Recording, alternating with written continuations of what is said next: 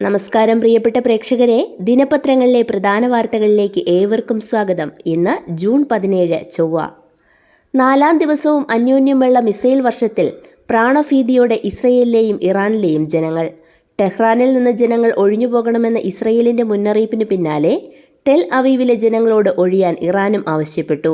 ടെഹ്റാനിൽ Iran ദേശീയ television ആസ്ഥാനത്ത് തത്സമയ സംപ്രേഷണത്തിനിടെ ഇസ്രയേലിന്റെ മിസൈൽ ആക്രമണമുണ്ടായി. പുലർച്ചെ ഇറാൻ ഇസ്രയേലിലേക്ക് മിസൈൽ വർഷിച്ച് തിരിച്ചടിച്ചു. വൈദ്യുതി നിലയങ്ങൾക്ക് കേടുപാട് സംഭവിച്ചു. ടെഹ്റാൻ യൂണിവേഴ്സിറ്റി മെഡിക്കൽ സയൻസിന്റെ കെട്ടിടത്തിന് നേരെയുണ്ടായ മിസൈൽ ആക്രമണത്തിൽ 5 ഇന്ത്യൻ വിദ്യാർത്ഥികൾക്ക് നിസ്സാര പരിക്കേറ്റു. ടെഹ്റാനിലെ വിദ്യാർത്ഥികളടക്കമുള്ള ഇന്ത്യക്കാർ തെക്കൻ നഗരമായ ക്വാമിലേക്ക് മാറണമെന്ന് എംബസി നിർദ്ദേശിച്ചു.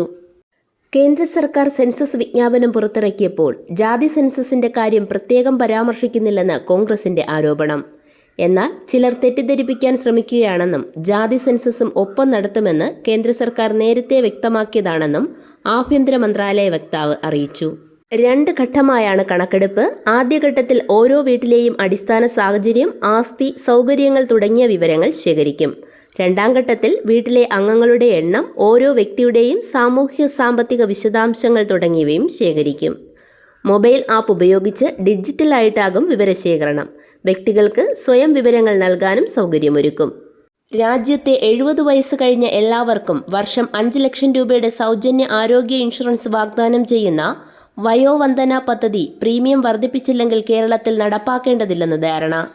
സംസ്ഥാനത്തെ 26 ലക്ഷം പേർക്ക് ലഭിക്കേണ്ട ഇൻഷുറൻസ് പരിരക്ഷയാവും ഇതോടെ പ്രതിസന്ധിയിലാകുക.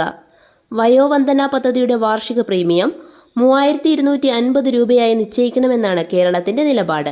ഇതിന്റെ 60% കേന്ദ്രം നൽകണം.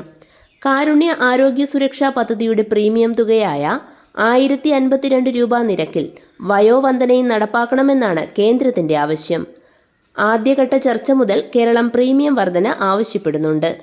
ശംഖുമുഖം വിമാനത്താവളം റോഡ് സംരക്ഷിക്കാൻ നിർമ്മിച്ച കോൺക്രീറ്റ് കടൽഭിത്തി ശംഖുമുഖം തീരത്തിന്റെ നാശത്തിന് ആക്കം കൂട്ടുന്നുവെന്ന് വിദഗ്ധർ. പല വകുപ്പുകളുടെയും നേതൃത്വത്തിൽ നിർമ്മിച്ച പടിക്കെട്ടുകളുടെയും ഇരിപ്പിടങ്ങളുടെയും നിർമ്മാണങ്ങൾ കടൽക്ഷോഭത്തിൽ തകർന്ന് ഇപ്പോൾ കടലിനുള്ളിലാണ്. ഇവ തടസ്സമായി കിടക്കുന്നത് കാരണം മണലിന്റെ സ്വാഭാവിക വിന്യാസം തടസ്സപ്പെട്ടതും തീരം ഇല്ലാതാകാൻ കാരണമായെന്നും വിദഗ്ധർ പറയുന്നു. കാർഗിൽ യുദ്ധത്തിൽ വീരമൃത്യു വരിച്ച വെങ്ങാനൂർ സ്വദേശി ക്യാപ്റ്റൻ ജെറി പ്രേംരാജിന്റെ രാജ്യസ്നേഹം നിറയുന്ന അവസാന കത്ത് ഇനി രാജ്യത്തിനാകെ വായിക്കാം.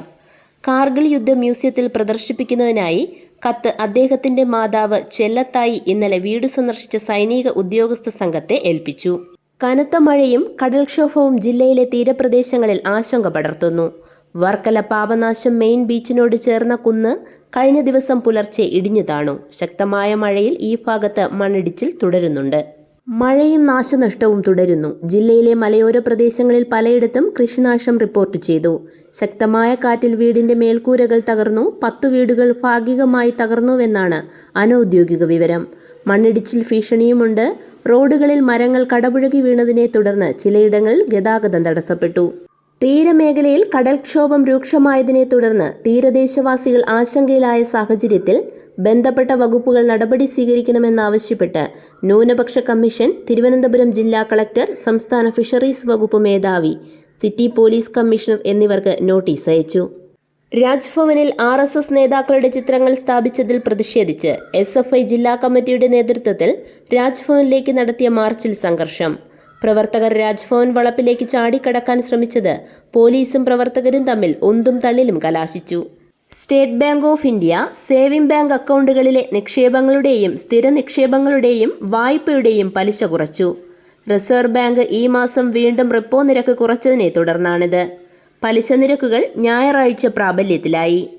ഇസ്രയേൽ ബന്ധമുള്ള ഇന്ത്യൻ കമ്പനികളുടെ ഓഹരികളിൽ നല്ല പങ്കിനും ഇസ്രയേൽ ഇറാൻ യുദ്ധത്തിന്റെ ആഘാതത്തെ അതിജീവിക്കാനായി. ഇസ്രയേൽ ഓഹരി വിപണിക്കും ഇന്നലെ കരുത്ത് സംരക്ഷിക്കാൻ കഴിഞ്ഞു. ആഗോള വെല്ലുവിളികൾക്കിടയിലും ഇന്ത്യയുടെ മൊത്തത്തിലുള്ള കയറ്റുമതിയിൽ മെയ് മാസത്തിൽ 2.8% വളർച്ച നേടി. എയർ ഇന്ത്യ വിമാനാപകടത്തിൽ മരിച്ചവരെ തിരിച്ചറിയാനുള്ള കാത്തിരിപ്പ് നീളുന്നു. DNA പരിശോധനയിൽ 119 പേരെ തിരിച്ചറിഞ്ഞെന്നും 74 മൃതദേഹങ്ങൾ കൈമാറിയെന്നുമാണ് അധികൃതർ നൽകുന്ന വിവരം. DNA പരിശോധന പൂർത്തിയാക്കാൻ 72 മണിക്കൂർ വരെ എടുക്കുമെന്നാണ് ആശുപത്രി അധികൃതർ പറഞ്ഞിരുന്നത്. എന്നാൽ ഈ സമയപരിധി കഴിഞ്ഞിട്ടും ഒട്ടേറെ മൃതദേഹങ്ങൾ തിരിച്ചറിയാനുണ്ട്. അപകടത്തിന്റെ തീവ്രത DNA പരിശോധന സങ്കീർണമാക്കുന്നുവെന്ന് ബന്ധപ്പെട്ടവർ പറയുന്നു. ഫോറൻസിക് സയൻസ് ലബോറട്ടറിയിൽ മുഴുവൻ സമയവും പരിശോധന നടക്കുകയാണെന്നും 20 ശാസ്ത്രജ്ഞർ വിശ്രമമില്ലാതെ ജോലി ചെയ്യുകയാണെന്നും ബന്ധപ്പെട്ടവർ പറയുന്നു. സൈപ്രസ് സന്ദർശനം കഴിഞ്ഞ് പ്രധാനമന്ത്രി നരേന്ദ്രമോദി G7 ഉച്ചകോടിക്കായി കാനഡയിലെത്തി. ഉച്ചകോടിയിൽ ഇന്ത്യ ഉൾപ്പെടെ 7 രാജ്യങ്ങൾക്കാണ് പ്രത്യേക ക്ഷണമുള്ളത്. നിലമ്പൂർ ഉപതെരഞ്ഞെടുപ്പിൽ ക്ഷേമ പെൻഷൻ വിതരണം ചർച്ചയായിരിക്കെ ഈ മാസത്തെ ക്ഷേമ പെൻഷൻ വിതരണം മുൻകൂട്ടി പ്രഖ്യാപിച്ചു. ഈ മാസം 20 മുതൽ ക്ഷേമ പെൻഷനുകൾ വിതരണം ചെയ്യുമെന്ന് ധനവകുപ്പ് അറിയിച്ചു. സിംഗപ്പൂർ ചരക്ക് കപ്പൽ വാൻഹായിയിലെ തീ 8ാം ദിവസവും തുടരുന്നു. കപ്പലിനെ കൊച്ചി തീരത്ത് നിന്ന് 65 നോട്ടിക്കൽ മൈൽ അകലെ സുരക്ഷിത സ്ഥാനത്തേക്ക് വലിച്ചു നീക്കാൻ ഇതിനോടകം കഴിഞ്ഞു. കടലിന്റെ മോശം കാലാവസ്ഥ തുടരുന്നതിനാൽ അഗ്നിരക്ഷാ പ്രവർത്തനങ്ങൾ മന്ദഗതിയിലാണ്. കപ്പലിന്റെ മുകൾ ഡെക്കിൽ മുൻഭാഗത്തായി ഇന്നലെ പുലർച്ചെയും ചെറിയ തോതിൽ തീ കണ്ടിരുന്നു.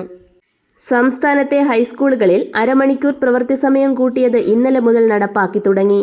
ഭൂരിഭാഗം സ്കൂളുകളിലും സർക്കാർ ഉത്തരവനുസരിച്ച് രാവിലെയും വൈകിട്ടും 15 മിനിറ്റ് വീതം നീട്ടിയുള്ള സമയക്രമമാണ് നടപ്പാക്കിയിരിക്കുന്നത്. അതേസമയം UP സ്കൂളുകൾ ഒപ്പമുള്ള ഹൈസ്കൂളുകളിൽ രാവിലെ നിലവിലെ സമയത്ത് ക്ലാസുകൾ ആരംഭിച്ച ശേഷം വൈകിട്ട് അരമണിക്കൂർ നീട്ടുകയാണ് ചെയ്തിരിക്കുന്നത്. ഇന്ത്യ-ഇംഗ്ലണ്ട് ടെസ്റ്റ് പരമ്പര ഈ മാസം 20 മുതൽ. ICC വനിതാ ഏകദിന ലോകകപ്പ് ഉദ്ഘാടന മത്സരത്തിൽ ഇന്ത്യ സെപ്റ്റംബർ 30-ന് ബംഗളൂരു ചിന്നസ്വാമി സ്റ്റേഡിയത്തിൽ ശ്രീലങ്കയെ നേരിടും. ഇതോടെ ഇന്നത്തെ ദിനപത്രങ്ങളിലെ പ്രധാന വാർത്തകൾ സമാപിക്കുന്നു. നന്ദി, നമസ്കാരം.